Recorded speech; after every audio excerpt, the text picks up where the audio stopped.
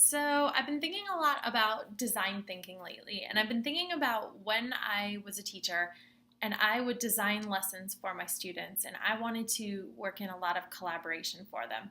My idea for collaboration was doing a lot of jigsaws. So, I would give them a worksheet with 10 questions on it. Some of the kids would do 1 through 5, some of them would do 6 through 10, and then they would switch up their answers. I thought I was doing a great job collaborating. Turns out I wasn't. Right. So I think that's really common in a lot of classrooms, and I know that was something that happened in my classroom too. This is something that you're seeing in your classroom. Don't worry. I think we have something to think about. I've got 4 tips for you about how you can repackage an activity. You can take your 10-question worksheet and just change it slightly or redesign it slightly to allow for more collaboration to happen. Oh, that's great. So one thing that you can do is consider your students' perspective. All of us grow up with different backgrounds and in different places, and we all do have unique perspectives. And if we're allowed to share our unique perspective, then we're more likely to collaborate. One thing that you could do with your 10-question worksheet is, instead of asking closed-ended questions or closed questions, you could ask your students to answer those questions, but then ask them, in their opinion, which one is the most important question, or from your point of view, which question do other students need to learn about, or something like that. So still just taking your activity that you already had planned and just adding something to it to allow for a student's perspective to come through. I think perspective is a great idea because students always want to have their voice heard, and this is a great way of adjusting your content just a little bit to make it a lot more not only collaborative, but give students more ownership over the work that you're asking them to do. So we talked about perspective. What's another thing that a teacher might try, Lacey? All right, so when designing an activity for students that you want to be a collaborative activity, you could also ask yourself, does the student feel valued, or how might I allow the student to feel valued? So this goes with the perspective. We first identify that everybody has a unique perspective. So it's important to consider, if a student feels valued, that there's a reason why they're sitting there and collaborating with the other people.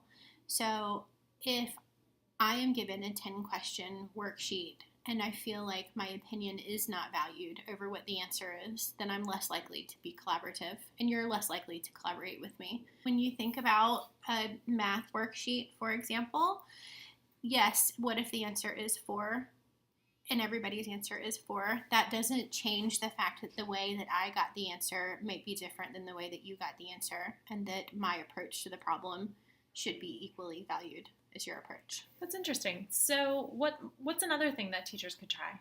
It leads us right into it, actually, skill development.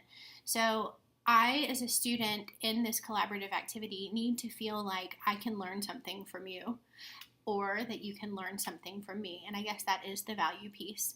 But if I feel like I have something to contribute, or that you have something to teach me, then I'm more likely to collaborate with you, because I feel valued, you feel valued, but also we are sharing our unique perspectives, and they're all kind of layers. I think that's a really interesting point, and that whole idea of learning skills from not only the teacher but learning them from the student, I think is a really important point. I think a lot of people focus on giving their kids a time to shine in their classroom, and this can be a really great one for kids, and it ties well into your content. So this can be a great way to add collaborative value to your lessons, but also work to support your students. Yeah, so, and if you think about it like this, if I have nothing to teach you and you have nothing to teach me, then there's no point in having a collaborative activity in the first place.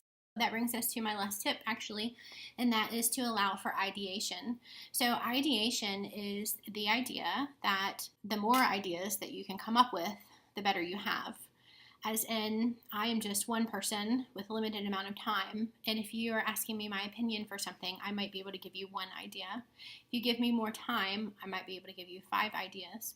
Regardless of the amount of time I have, I'm still limited to the number of ideas that I have, because I am only one person. And if you can create a portion of your activity to allow for ideation, to allow for us to come up with as many ideas as possible to solve the problem, then you are creating room for collaboration.